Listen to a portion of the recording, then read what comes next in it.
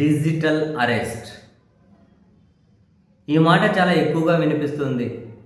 ఈ బాధితుల సంఖ్య భారీగా పెరిగిపోతూ ఉంది. విచారణ సంస్థల దగ్గర నుంచి, ప్రభుత్వాల దగ్గర నుంచి, ఆర్బీఐ లాంటి సంస్థ దగ్గర నుంచి డిజిటల్ అరెస్ట్ లాంటివి ఏవీ లేవు. సో దయచేసి మీరు అటువంటివన్నీ నమ్మకండి అని ఎంతగానో నెత్తినోరు మొత్తుకుంటూ ఉన్నా, ఇందులో కీలకమైనటువంటి వ్యక్తులు, వ్యవస్థలో కీలకమైన వాళ్ళు, బాగా చదువుకున్న వాళ్ళు, వీళ్ళే ఆ డిజిటల్ అరెస్ట్లో మొదటి బాధితులు అవుతూ ఉన్నారు. ఈరోజు పత్రికలో 3 వార్తలు చూస్తే, బెంగళూరులో ఒక మహిళట 32 కోట్ల రూపాయలు ఇచ్చేసిందట వాళ్ళకు డిజిటల్ అరెస్ట్ పేరుతో బెదిరిస్తే.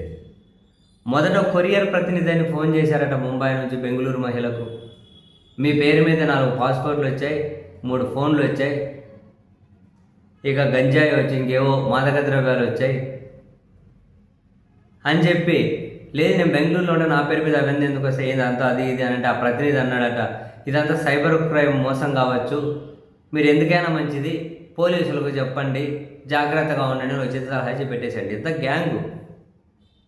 ఆమె ఊరుకుని పెడితే వాళ్ళ కొడుకు పెళ్లిలోనే ఏదో ఉందట, పాపం పెళ్లి పనుల్లో ఉన్నారట.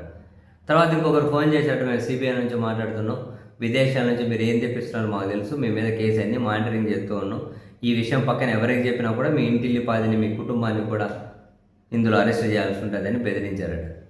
ఆమె నలిగిపోయింది. మళ్ళీ ఇంకొకరు ఫోన్ చేశారట, మేము విచారణ వీడియో కాల్ చేశారట, విచారణ హాజరమంటే పక్కన ఎవరు లేకుండా చూసుకొని అది ఇది అని. ఫస్ట్ మీ ఆస్తులు ఏవైతే ఉన్నాయో అవన్నీ ఫస్ట్ ఆర్బీఐకి అటాచ్ చేయండి, దానికి వివరాలు ఇవ్వండి అంటే 1 by 1 ఆస్తులన్నీ ఇచ్చుకుంటూ మొత్తం ఫిక్స్డ్ డిపాజిట్లు అవి మొత్తం 32 కోట్ల రూపాయలు వాళ్ళకి ఇచ్చేసిందట. తర్వాత రియలైజ్ అయిందట, ఏంటి ఇదంతా, నా పేరు మీద ఏవో వచ్చాయి అనుకున్నప్పుడు కొరియర్ వస్తే దాన్ని ఆ కొరియర్ డిటిహెచ్ కొరియర్ ప్రతినిధి అన్నారట. కొరియర్ ప్రతినిధి లోపల ఏముండేది మొత్తం చెక్ చేయకూడదు అని చెప్పి ఫస్ట్ ఆమె ఒక పెద్ద ఉద్యోగస్తురాలట. ఫస్ట్ ఆమెకు అనిపించాలి కదా కొరియర్ వాళ్ళు లోపల ఏం తొంగి చూస్తున్నారు, ఎందుకు చూస్తారు, ఇదేదో మోసం ఉన్నట్లుందని.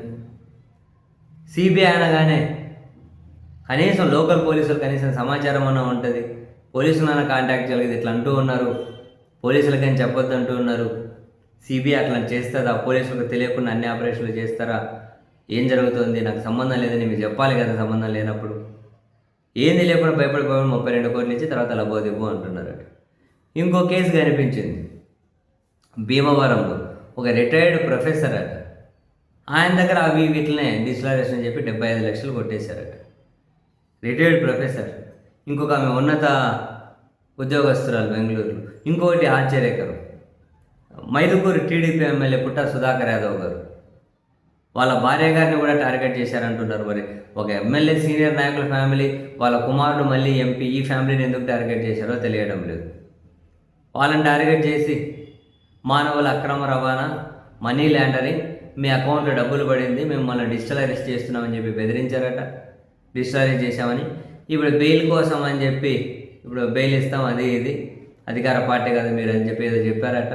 ఆ బెయిల్ కోసం అని చెప్పి కొంచెం డబ్బు పంపించమన్నారట, 1 కోటి రూపాయలు పైన పంపించారట. తర్వాత అర్థమైందట అది మోసం అని చెప్పి ఆయన కంప్లైంట్ ఇస్తే 8 మందిని ఏమో పోలీసులు అరెస్ట్ చేశారు, అందులో బ్యాంకు మేనేజర్లు కూడా ఉన్నారట.